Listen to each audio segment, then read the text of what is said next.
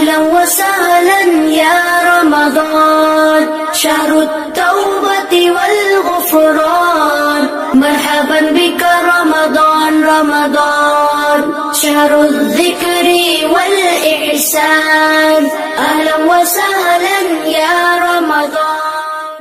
Esselamu Aleyküm ve Rahmetullahi ve Berekatuhu. Ayavudin kardeşler, vakıf arkadaşlar.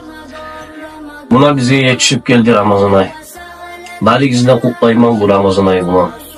Allah-u Teala bizge bu Ramazan ayının ahirine çıkmaga uzun razı bulan kepte Allah tavfik kudret versin ya Allah.